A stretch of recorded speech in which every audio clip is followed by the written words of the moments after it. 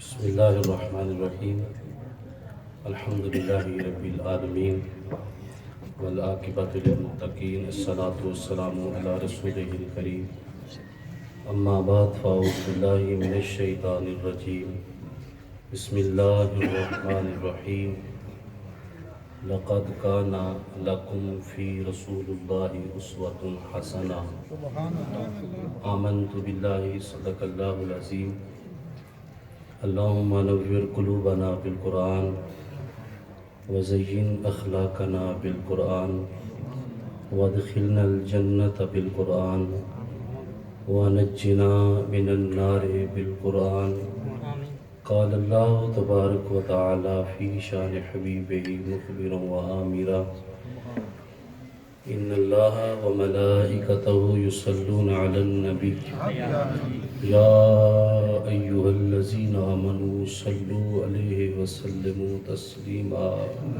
الصلاۃ والسلام علیک یا سیدی یا رسول اللہ وعلی آلک واصحابک یا سیدی یا حبیب اللہ الصلاۃ والسلام علیک یا سیدی یا نور اللہ وعلی آلک واصحابک یا سیدی یا نبی اللہ اللہم صلی علی سیدنا محمد وعلی آل سیدنا محمد بعدد کل ذرۃ مئۃ الف الف مرۃ۔ اللہ تعالیٰ کی حمد و ثنا کے بعد تعریف و توصیف اللہ جل وعلا کے لیے جو خالق کائنات بھی ہے، مالک شش جہات بھی، اللہ کے پیارے، امت کے سہارے، رب کے محبوب، دانہ غیوب، مالک رکاب امم، فخر عرب و عجم، والی کون و مکان، سیاہ لا مکان، سید انس و جان، سرور لالا رخاں، معصوم آمینہ، احمد مجتبیٰ، جناب حضرت محمد مصطفیٰ صلی اللہ علیہ وآلہ وسلم کی بارگاہ میں ہدیہ درود و سلام کا نذرانہ پیش کرنے کے بعد انتہائی قابل احترام میری جماعت کے عظیم مقتدر علماء کرام اور محترم عظیم سامعین، السلام علیکم ورحمۃ اللہ۔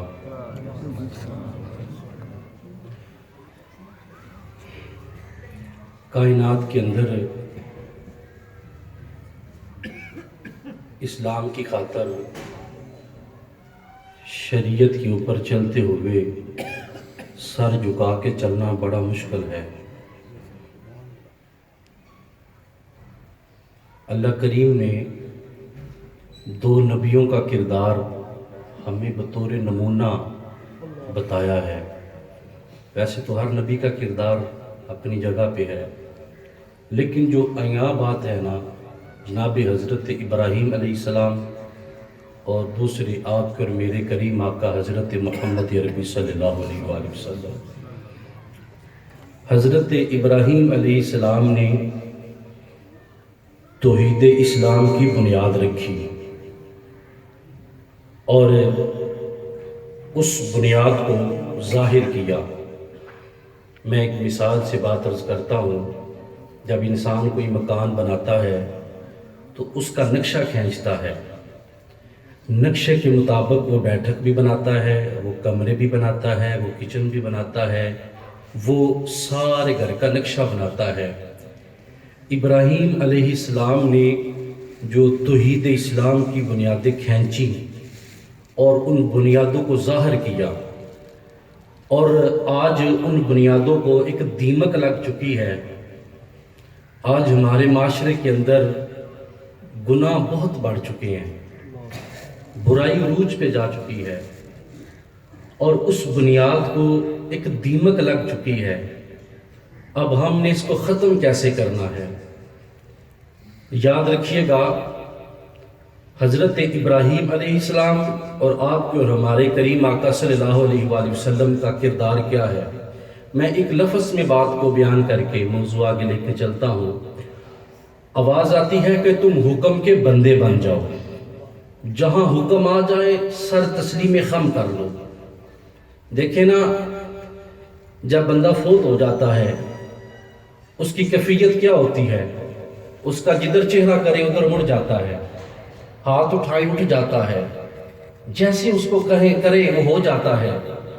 انسان شریعت کے اندر جب مسلمان کے گھر میں پیدا ہوتا ہے، شعور کی آنکھ کھلتی ہے، اس کی زندگی کا مشن ایسا ہونا چاہیے کہ وہ حکم کا بندہ بن جائے۔ جہاں اسلام حکم دیتا ہے ویسے ہی زندگی کو بسر کرے۔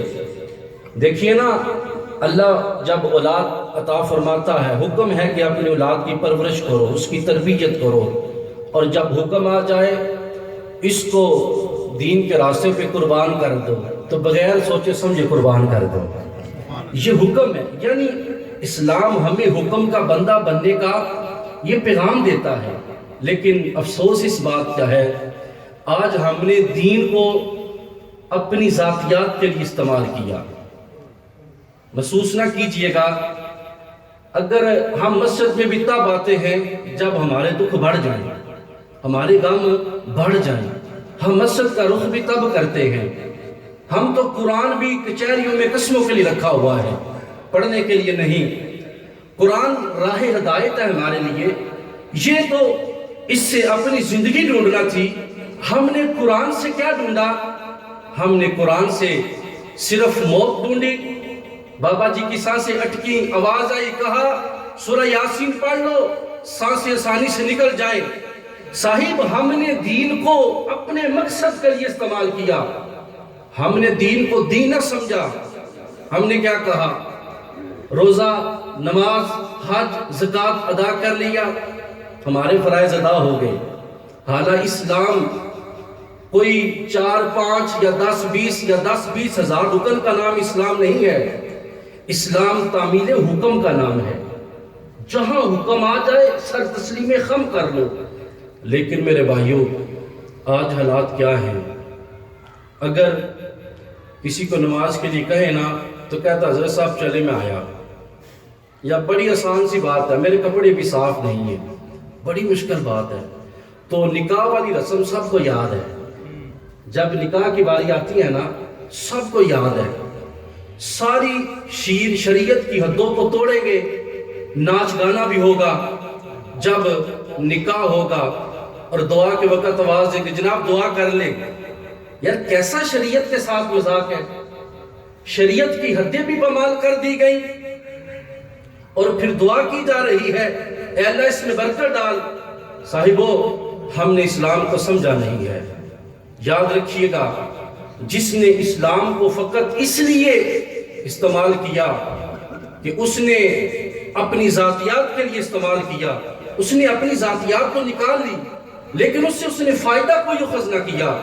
میرے بھائیوں، آج ضرورت ہے ہمیں جو اسلام ہمیں حکم دیتا ہے اس کے مطابق اپنی زندگی کو بسر کرے۔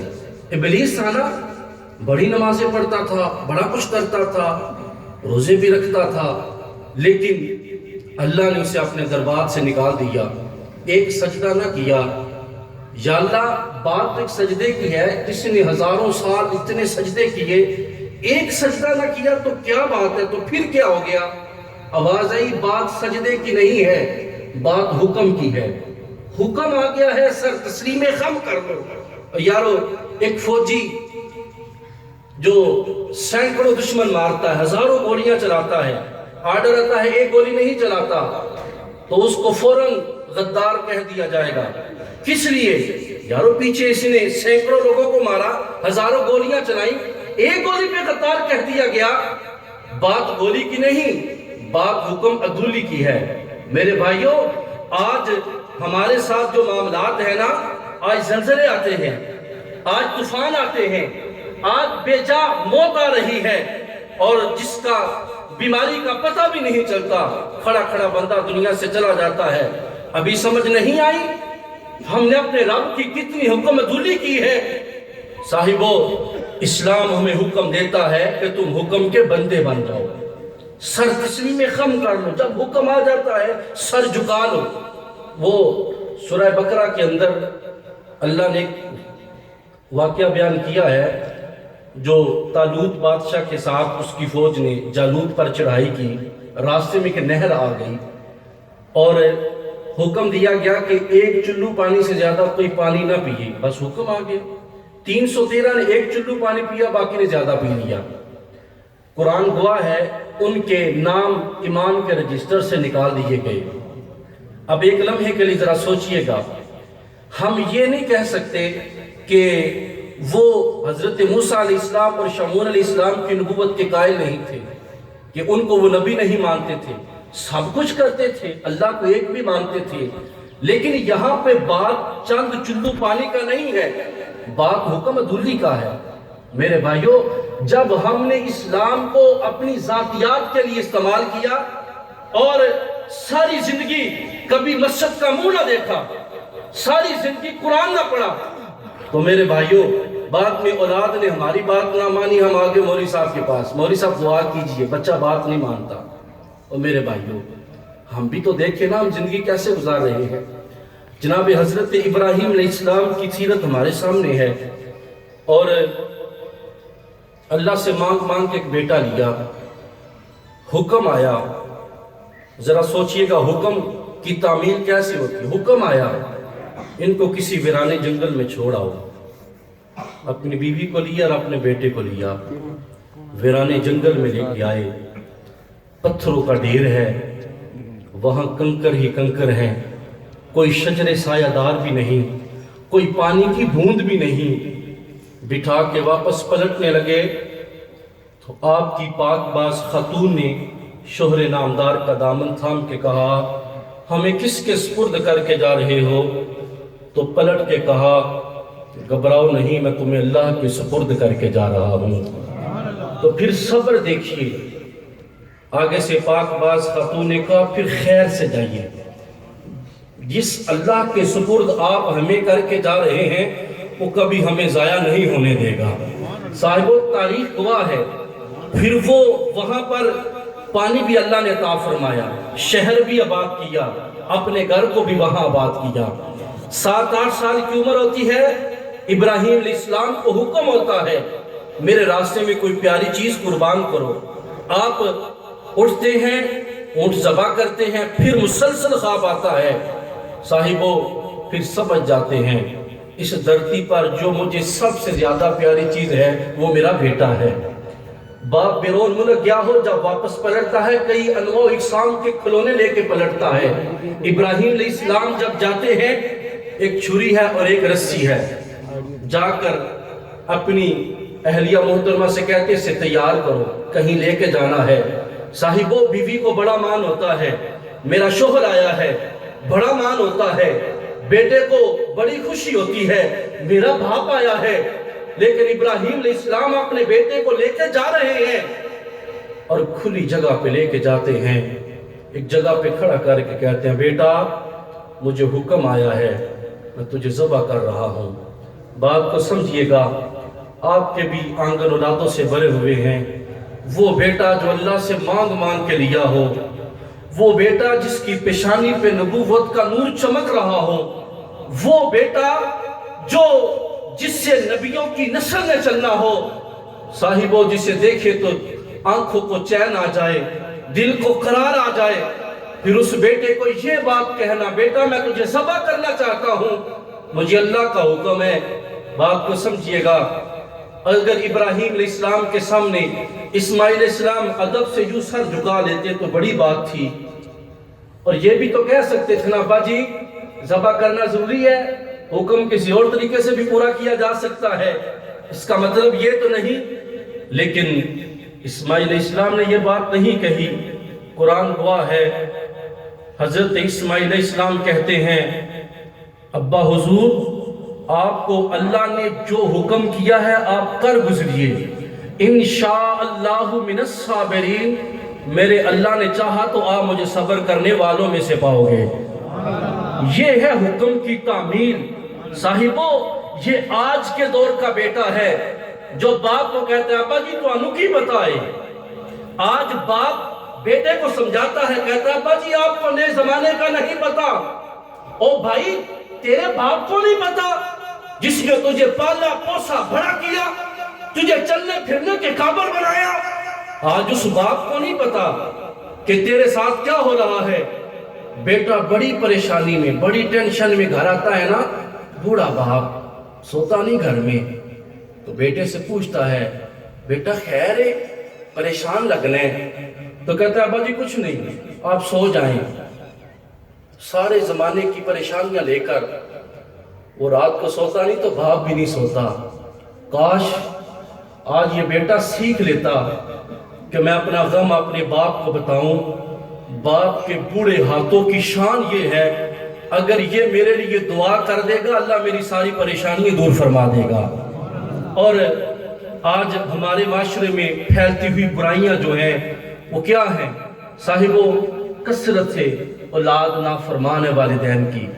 اور بڑی معذرت سے یہ بات عرض کرتا چلوں، آج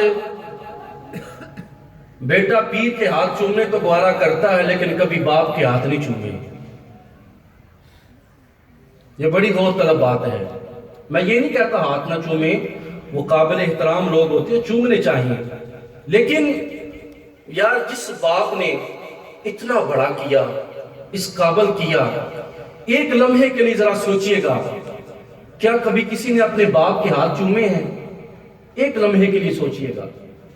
یارو ہم اپنے پیر صاحب کے ہاتھ تو چومتے ہیں، ان کو ہم پیٹ بھی نہیں کرتے، ہم بڑے ادب سے کھڑے رہتے ہیں۔ جب باپ آئے ہم اس کے سامنے سینہ تان کے کھڑے ہو جائیں، بتاؤ یہ کون سی شریعت اجازت دیتی ہے؟ پیچھے بیگم سام کی، اس نے بیگم سنبھلے، اس نے پیچھے یہ مسئلہ، یہ کون سی شریعت اجازت دیتی ہے ہمیں؟ یار خدا کے لیے اپنے والدین کی قدر کریں۔ نبی رحمت صلی اللہ علیہ وآلہ وسلم کے پاس ایک صحابی آئے، حضور سے شکایت کی، یا رسول اللہ میں پیسے کماتا ہوں، رکھتا ہوں تو میرے والد صاحب ساری خرچ کر دیتے ہیں۔ حضور کا جواب سنیے، آپ کے میرے کریم آقا صلی اللہ علیہ وآلہ وسلم فرماتے ہیں تو کس کا ہے؟ اس نے کہا حضور میں اپنے باپ کا ہوں۔ فرمایا تیرا مال بھی تیرے باپ کا ہے۔ صاحبو قدر کرے اپنے والدین کی۔ حضرت اسماعیل علیہ السلام نے قیامت تک آنے والے بیٹوں کو پیغام دیا ہے، لوگو سنو، اگر باپ تمہیں سر بازار اگر ذبح کرنا چاہے تو باپ کے سامنے سر بھی نہیں اٹھانا۔ ہمیں یہ پیغام دیا ہے۔ صاحبو اسلام حکم دیتا ہے جہاں حکم آ جائے سر تسلیم خم کر لو۔ نبی رحمت صلی اللہ علیہ وآلہ وسلم مجلس میں تشریف فرما تھے، آپ واز فرما رہے تھے، کچھ لوگ آ جا رہے تھے، حضور نے فرمایا اجلس، بیٹھ جاؤ۔ ایک صحابی جن کا ایک قدم دروازے کے اندر تھا ایک باہر تھا، وہیں بیٹھ گئے۔ پیچھے سے ایک صاحب آئے، کہا بھائی اٹھ جاؤ۔ کہا تو نے سنا نہیں؟ مصطفیٰ نے فرمایا بیٹھ جاؤ، جہاں حکم آیا وہیں بیٹھ جاؤ۔ سر تسلیم خم کرنا سیکھیں، جہاں شریعت کا حکم آتا ہے سر جھکا لیں، ادب سے جھکا لیں، وہاں سوال نہ کریں، وہاں بے جا باتیں نہ کریں، بے تکی باتیں نہ کریں۔ دین سیکھنا، اس کی جاچ سیکھیں، دین کیسے سیکھتے ہیں، ادب سیکھیں۔ نبی رحمت صلی اللہ علیہ وآلہ وسلم تشریف فرما تھے، صحابہ حضور سے مصافحہ فرما کر رہے تھے، تو ایک صحابی آئے تو ہاتھ میں سونے کی انگوٹھی تھی، حضور نے پہلے اس کی انگوٹھی اتاری، حضور نے فرمایا تجھے پتہ نہیں یہ پہنا حرام ہے، کیوں پہنی ہے؟ اس نے حضور سے معافی مانگی، حضور نے پھینک دی۔ جب وہ جانے لگے تو ایک صاحب نے کہا یار دولت ہے، کسی گھر والے کے کام آ جائے گی اٹھا لو۔ اس نے کہا جسے مصطفیٰ پھینک دے میں کون ہوتا ہوں اٹھانے والا؟ صاحبوں دین کے اوپر اس طرح عمل کریں، جو حکم آ جائے بس سر تسلیم خم میں، وہاں کوئی کمپرومائز نہیں ہے۔ لیکن میرے بھائیوں اللہ حکم دیتا ہے جب تم اپنے قبیلے میں بیٹھو تو فیصلہ کرنے لگو تو فیصلہ ہمیشہ انصاف سے کرو، چاہے وہ تمہارے باپ کے خلاف ہی کیوں نہ جائے۔ جب بات کرو تو ہمیشہ سچ بولو، کسی کے ساتھ غلط بیانی نہ کرو، ہمیشہ 5 وقت کی نماز پڑھو، روزہ رکھو، حج کرو، زکوٰۃ دو اگر توفیق ہے۔ فرمایا حسن اخلاق کے ساتھ لوگوں کے سامنے پیش آؤ۔ شراب پینے سے منع کیا گیا، شراب کے قریب بھی نہ جاؤ۔ زنا سے منع کیا گیا، زنا کے قریب بھی نہ پھٹکو۔ یہ ہمیں اسلام نے حکم دیا ہے۔ لیکن جب شمالی علاقہ جات میں جب زلزلے سے جب سارا کچھ زمین بوس ہو گیا، ہم نے لاشیں نکالی عمارتوں کے نیچے سے، پنجاب والوں نے بڑے الفاظ بولے، کہا کہ ان کے لہجے اکڑے ان کے لہجے اکھڑے ہوئے تھے، ان کی زبان میں غرور بولتا تھا، وہ شراب کے جام پیتے تھے، آبرو ریزی ہوتی تھی۔ ایک لمحے کے لیے میں بھی مان لیتا ہوں، مانا کہ وہ شراب کے جام بھی پیتے تھے، مانا ان کے لہجے اکھڑے ہوئے تھے، مانا کہ ان کے اندر غرور بھی تھا، مان لیا کہ آبرو ریزی بھی ہوتی ہے۔ ایک لمحے کے لیے سوچے گا، کیا ہمارے پنجاب میں شراب کے جام نہیں چلتے؟ کیا ہمارے پنجاب میں کیا آبرو ریزی نہیں ہوتی؟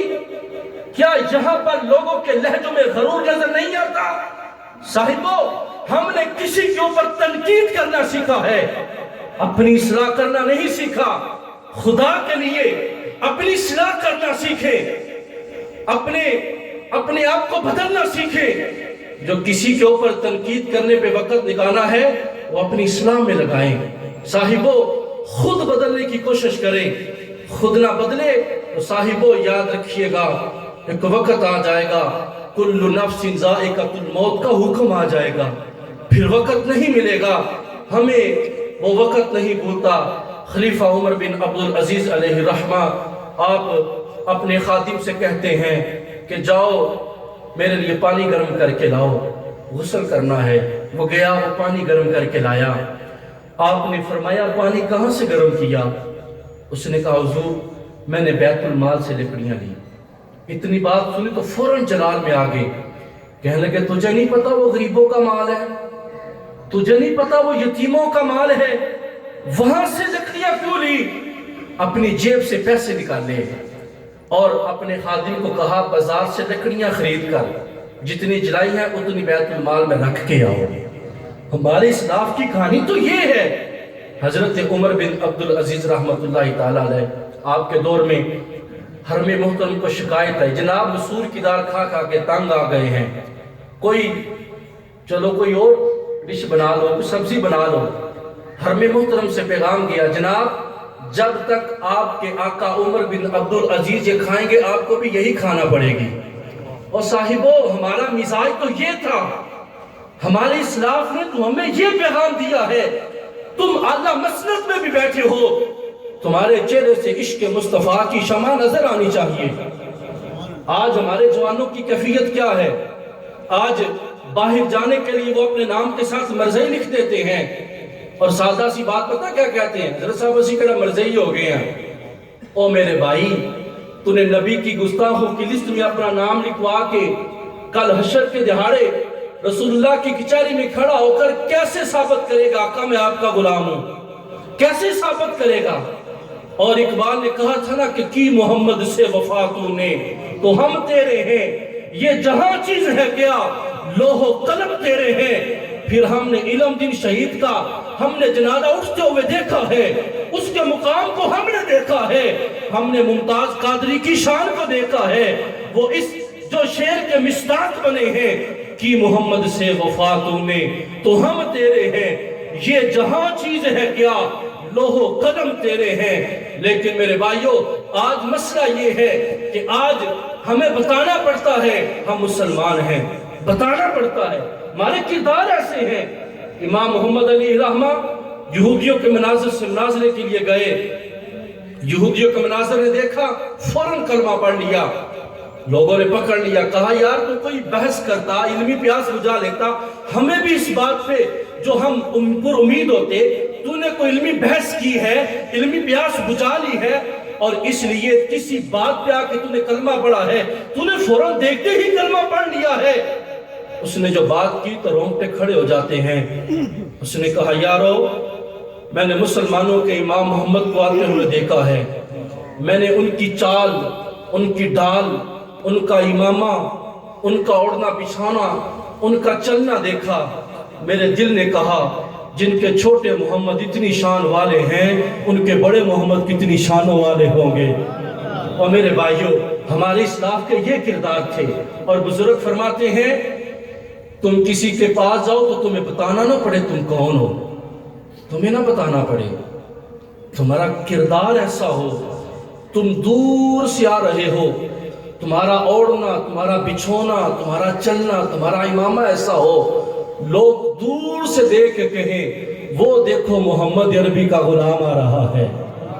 ایسا کردار بنائیں، یارو سیدنا عمر فاروق رضی اللہ تعالیٰ عنہ آپ منبر پہ تشریف فرما ہیں، علماء کی موجودگی میں عرض کر رہا ہوں، آپ منبر پہ تشریف فرما ہیں، خطبہ دینے لگے، ایک صاحب کھڑے ہوئے، کہا عمر ہمیں پہلے حساب دو۔ مال غنیمت میں جو چادریں تقسیم ہوئی سب کے حصے میں ایک ایک چادر آئی، آپ کا دراز کا ایک چادر سے آپ کی قمیض باندھ نہیں سکتی، ہمیں حساب دو نا، دوسری چادر کہاں سے دی ہے؟ تو یارو وقت کے امیر المومنین کون عمر؟ میرے آقا فرماتے ہیں میرے عمر کے سائے سے تو شیطان بھی ڈرتا ہے۔ آپ نے یہ تو نہیں فرمایا تیری اتنی جرأت میرے سامنے کھڑا ہو گیا، بلکہ سر جھکا لیا۔ ذرا بات کو سمجھیے گا، یہ لوگ ہیں جنہوں نے شریعت کے آگے سر کو جھکایا ہے، سر جھکا کے فرماتے ہیں اس کا جواب میرا بیٹا دے گا۔ آپ کے بیٹے نے کھڑے ہو کے کہا جو چادر میرے حصے میں آئی تھی میں نے اپنے باپ عمر کو تحفے میں پیش کر دی۔ تو پھر کہا عمر اب آپ جو حکم کرو گے ہم ماننے کے لیے تیار ہیں۔ صاحبو آج واعظ واز کرتا ہے، مؤذن اذان پڑھتا ہے، امام نماز پڑھاتا ہے، لیکن کسی کے دل کی کیفیت کیوں نہیں بدلتی؟ شاید اقبال نے اسی لیے تڑپ کے کہا تھا کہ واعظ قوم کی وہ پختہ خیالی نہ رہی، برکے طبعی نہ رہی، شعلہ میکالی نہ رہی، رہ گئی رسم اعظام روح بلالی نہ رہی، فلسفہ رہ گیا یہیں تلقین غزالی نہ رہی، مسجدیں ہیں کہ مسیح خواہ و نمازی نہ رہے، یعنی صاحب اوصاف وہ حجازی نہ رہے۔ صاحب آج ضرورت ہے اپنے کردار کو بدلنے کی۔ خدا کی قسم پوری دنیا پر لوگ مسلمانوں کو برا جانتے ہیں، کس لیے؟ آج ہمارا کردار لوگوں کے سامنے اچھا پیش نہیں کیا گیا۔ اور میں نے ایک جگہ پہ پڑھا اور میری حیرت کی دنیا گم ہو گئی، اور میں مکے سے مدینے جا رہا تھا، ایک بک میرے ہاتھ میں آئی تو میری کیفیت بدل گئی۔ ایک مسلمان تھا، مغرب میں انگریزوں کے ملک میں رہتا تھا، اور انگریز اس کا دوست تھا۔ اس نے کہا یار میں نے تو بڑی دیر بعد اپنے ملک پلٹنا ہے، تو میں جو پیسے کماتا ہوں اگر میں تجھے جمع کرا دیا کروں تو جاتی ہوں مجھے دے دے گا؟ اس نے کہا یار کون سی بات کرتا ہے، تو میرے بھائیوں جیسا ہے، دے دیا کر۔ اس نے اس کے پاس پیسے جمع کروانے شروع کر دیے۔ 5 سال بعد 6 سال بعد جب اس کا واپس جانے کا پروگرام بنا تو اس نے اسے کے پاس گیا، 5-6 مہینے یا 2 مہینے پہلے گیا، جا کر اسے کہا جناب میں نے جانا ہے، میرے پیسوں کا اہتمام کر دیں۔ اس نے کہا کون سے پیسے؟ اس نے کہا یار جو میں نے تمہیں دیے ہیں جمع کروائے ہیں۔ اس نے کہا کچھ بندہ لاؤ، سامنے گواہ لاؤ، تو نے مجھے پیسے دیے ہی نہیں۔ اس نے کہا یار ایسی بات نہ کر، میری بڑی محنت ہے تیرے اوپر، میں نے بڑی محنت سے کما کے تجھے دیے ہیں۔ اس نے کہا نہیں تو نے مجھے پیسے ہی نہیں دیے۔ خیر وہ بندہ بڑا پریشان ہو گیا، اس کے دل میں ایک خیال آیا، وہ ان کے پوپ کے پاس گیا، اس کے ساتھ جا کر اس نے سارا ماجرا پیش کیا۔ جا کہتا ہے یار میں نے بڑی محنت سے کمائے ہیں، تو وہ مکر گیا ہے۔ کہتا اچھا اسے میرا پیغام دو۔ اس نے پیغام دیا، اس نے نہ وہ دیکھا نہ تو دیکھا، بھاگ گیا۔ ذرا غور کیجئے گا، یہ لوگ اپنے رہبروں کی اتنی عزت کرتے ہیں۔ ہمارے جمعے کے دن ہمارے مبلغ لوگوں کو تبلیغ کرتے ہیں، لوگ تب آتے ہیں جب نماز کا ٹائم ہوتا ہے۔ وہ بھاگ کے گیا، انہوں نے یہ نہیں پوچھا تو نے پیسے کب دیے ہیں اور واپس کیوں نہیں، کوئی سوال نہیں کیا، بس ایک بات کی، کہا تو مسلمان کب گیا ہے، بس اتنی بات۔ اس نے کہا حضور میں ابھی پیسے دیتا ہوں۔ بھاگتا ہوا گیا، اس نے لا کے سارے پیسے دے دیے۔ اب ذرا دیکھیے نا، پوری دنیا پہ کیا چور مسلمان ہے، دہشت گرد کیا مسلمان ہے؟ یہ ساری برائیاں مسلمانوں میں کیوں پائی جاتی ہیں؟ صاحبو ہم نے اپنا کردار لوگوں کے سامنے کو اچھا پیش نہیں کیا، آج ہمیں یہ پریشانیاں اٹھانی پڑ رہی ہیں۔ آج ضرورت ہے اپنے کردار کو بدلنے کی، ضرورت ہے اپنے آپ کو بدلنے کی۔ صاحبو جس نے اپنی زندگی کو بدلا وہ امام اعظم ابو حنیفہ علیہ رحمہ، آپ کپڑے کے تاجر تھے، اور اپنے خادم سے کہا کہ جب کپڑا بیچنے جاؤ نا تو اس میں فلاں فلاں نقص بتا کے کپڑا بیچنا ہے۔ وہ گیا، اس نے جا کر کپڑا بیچا، واپس آیا، فرماتی ہے وہ نقص بتائے جو میں نے تمہیں بتائے تھے؟ اس نے کہا وہ تو یاد ہی نہیں مجھے بتانا، لیکن اس نے اچھے طریقے سے دیکھا، ٹٹولا، پھر اس نے خریدا۔ آپ نے فرمایا تو نے نقص نہیں بتائے، یہ جتنے پیسے ہیں نا سارے غریبوں میں جا کے تقسیم کر دو۔ صاحبو ایسا تقویٰ، شریعت کے آگے جھکنا سیکھیں، جہاں حکم آتا ہے سر تسلیم خم کرنا سیکھیں۔ جوانوں سے میری درد مندانہ اپیل ہے، خدا کی قسم مجھے بھی منطق سے خطاب کرنا آتا ہے، مجھے بھی میرا بھی کبھی کبھی دل کرتا ہے میں شعلہ بیاں بن جاؤں اور ایسا خطاب کروں کہ لوگوں کے ہاتھ پیسوں سے نیچے نہ ہوں، لیکن کیا کروں؟ مجھے جس گھر سے جو درس ملا ہے نا، میرا ضمیر مجھے ملامت کرتا ہے۔ میرے حضرت فرماتے ہیں بیٹا جب کسی کے پاس کوئی بات سنانے جاؤ تو یہ درد رکھ کے جاؤ کہ میں نے ان کو کچھ سکھا کے آنا ہے، ان کو حضور کا دین سنا کے آنا ہے۔ صاحبو، یہ سادہ سی میری بات ہے، سادہ سی میری گفتگو ہے، میری دردمندانہ اپیل ہے کہ آج اس کے موقع پر آپ تشریف لائے ہیں۔ بوڑھوں سے میری گزارش ہے کہ وہ اللہ کے دین کے ساتھ وابستہ ہو جائیں، اپنے علماء کے ساتھ محبت کریں، پیار کریں۔ علماء سے میری یہ ریکویسٹ ہے، میری سے افضل ہے، میری سر کا تاج ہے، ان لوگوں سے محبت اور بڑھا دیں۔ اور جوانوں سے میری گزارش ہے آپ علماء سے پیار کریں، والدین کا ادب کریں، احترام کریں، ان محافل میں آ کے آپ یہ سارا کچھ کریں۔ صاحبو، آخری بات کر کے گفتگو سمیٹ رہا ہوں، خدا کے لیے ایسے نعتکاری کرامت علی نعیمی صاحب تشریف فرما ہیں، میں بڑا خوش ہوا آپ کی زیارت کر کے یہاں پر۔